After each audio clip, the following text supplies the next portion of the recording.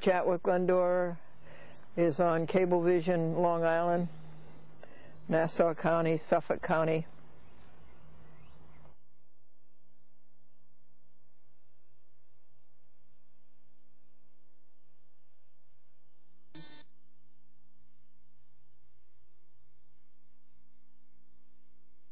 Universe, especially the spiritual universe.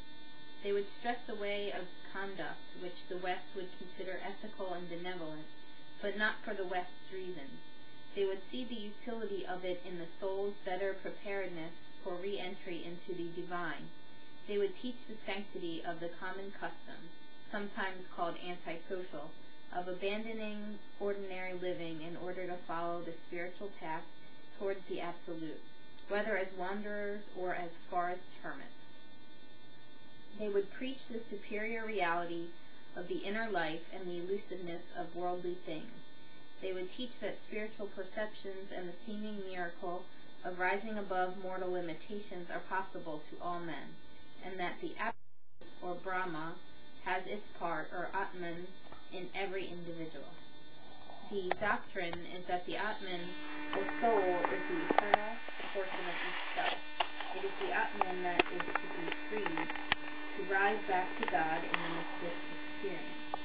The progress of the soul toward the day of final release is dependent upon a man's balance of his karma.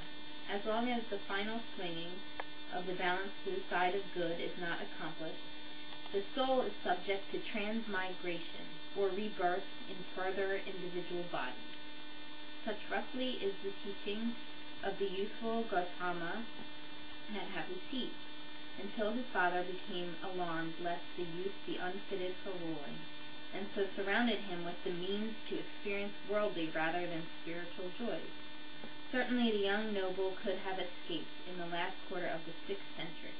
The consciousness of multitudes of men about him, inspiring to union with the divine, whether as souls craving return to sages grown to wise and pure, that they are enabled to lift themselves periodically into realization of the absolute. A youth inclined to gentleness and speculation could hardly escape the wisdom of these teacher mystics. It was only natural that in becoming the greatest seer and the prophet among them, he should have adopted and adapted much of their Vedic doctrine. Thank you. You're welcome. Thank you. You want to hold that up, please? Isn't that beautiful?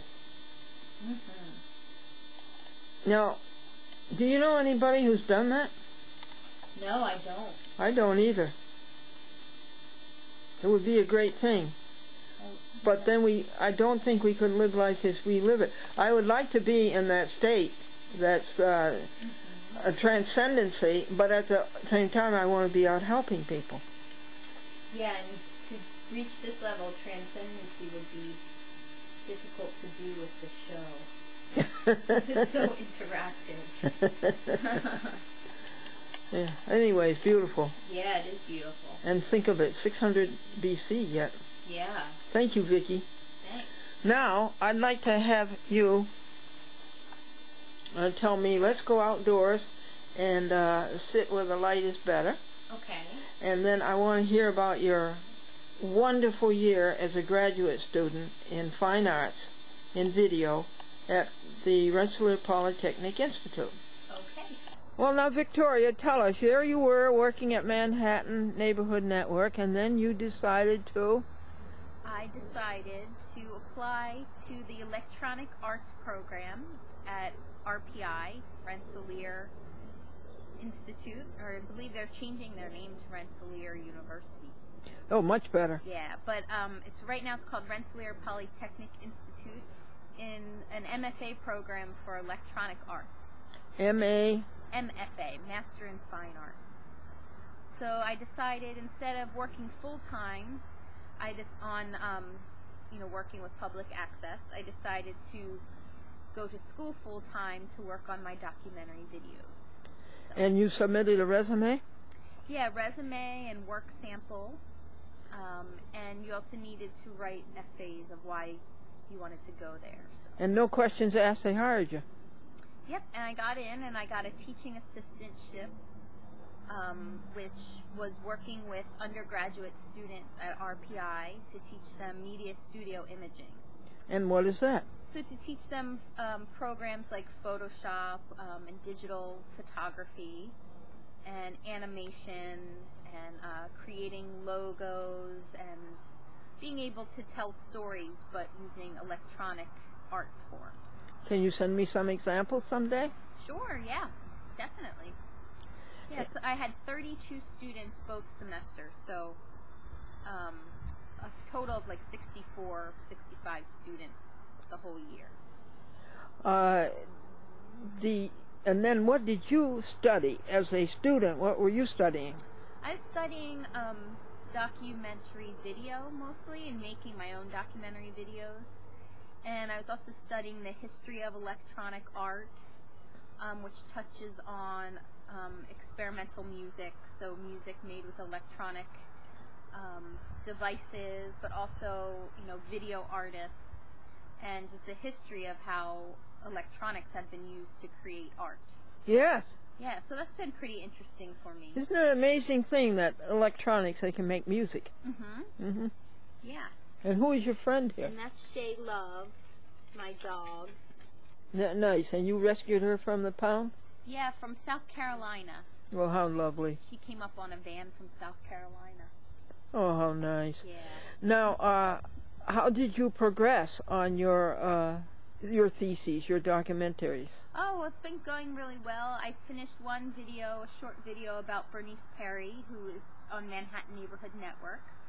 And she's been producing a television show on cable, Manhattan Cable, for about 37 years, 38 years, about the same. That's the same amount as I have, 37 years. That's right. And that's when it started. Yeah, she's 85 years old, and she's an interesting woman, so I wanted to make a video portrait about her and her life.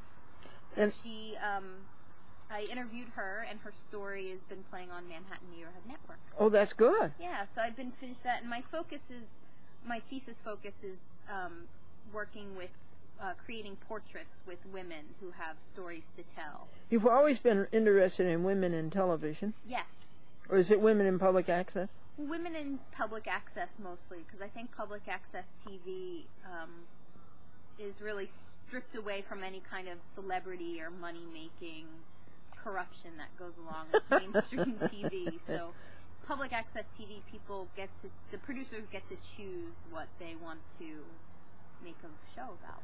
And how was your documentary on M.S. Perry received? It's really going pretty well.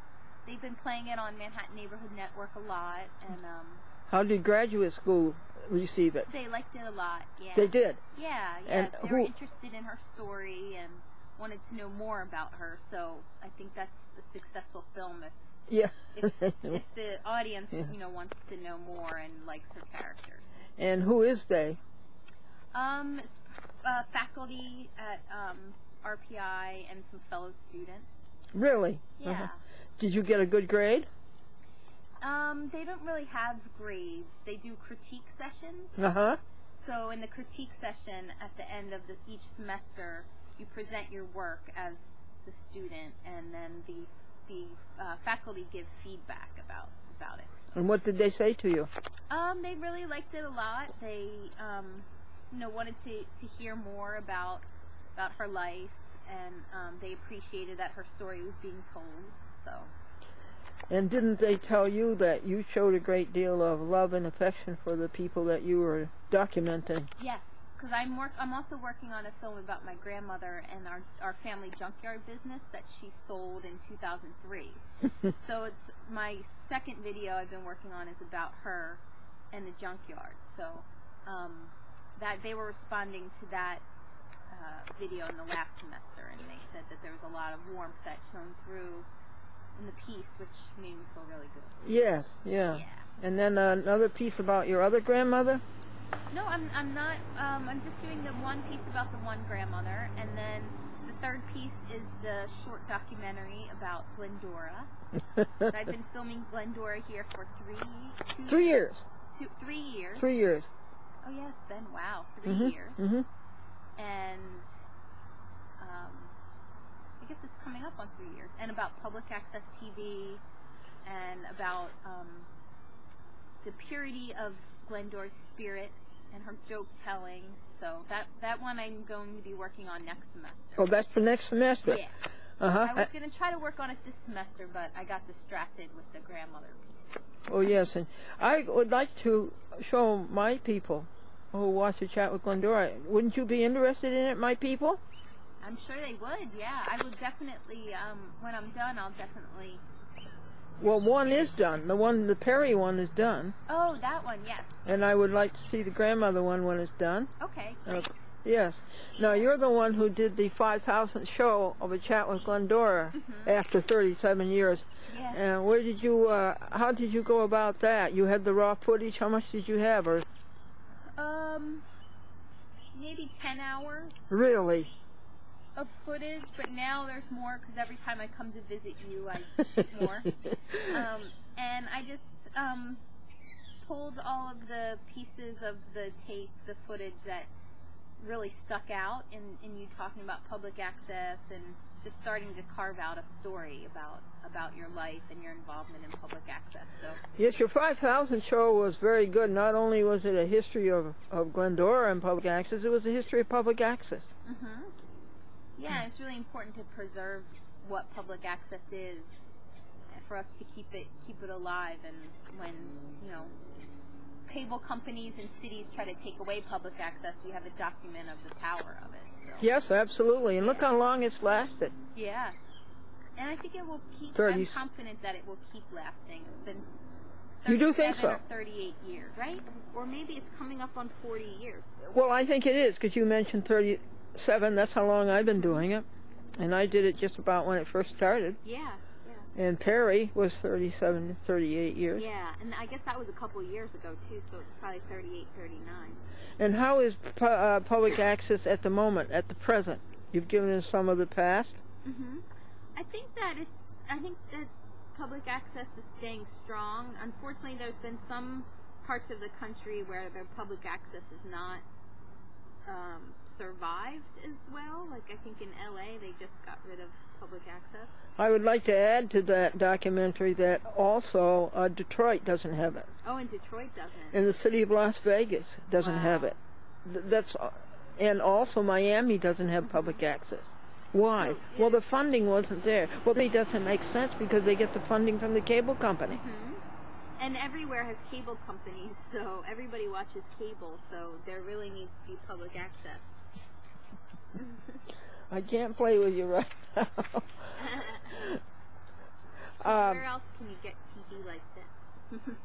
So, but you think it's strong? Well, I think in big cities it's strong, but that can be a problem because it's in small rural areas where people, voices are not heard. There is no public access. Is that so? In small communities, so I think that's what really I think is like the next battle is small areas need to be able to have their own shows and have their own airwaves. Yes. Or cable lines. Yeah. Yeah. Now, how did you get into public access? I started out doing youth media, so I worked with young people at a place called Global Action Project, where I worked with young people in marginalized communities in New York City to make videos about their experiences growing up in New York. And when I worked there for 3 years and I decided I wanted to move on, so I started working for Manhattan Neighborhood Network's youth channel, which is the youth media department. Well, you certainly were well qualified for that, weren't you? Yeah, so it was a good opportunity to learn about the TV studios and how public access works. And then I moved into the programming department and led that programming department for about a year. And you did it very well. And that's how I knew you. Yeah, and that's how we met. Yes, Suzanne McCormick and Patrick Hanley and Glendora came to see you one day, and you didn't hesitate to come out and talk to us. Yeah, I was excited to meet you in person because I'd talked to you on the phone so much. Yes, and I think most of the people wouldn't have bothered. They wouldn't have come, lifted their head from their work. Was that while you were at the New York University that you did the youth? Yeah, I went to NYU for my master's, and I decided I wanted to work with young people. And my advisor at the time told me about the place called Global Action Project, and I started interning there. Oh, interning. Yeah. And then where were you undergraduate? At a place called Westchester University in Pennsylvania, right outside of Philadelphia. Oh, okay. Yeah, I studied psychology and women's studies there. Oh, uh-huh. So all of my work is pretty related about people and a focus on women and how they live their lives.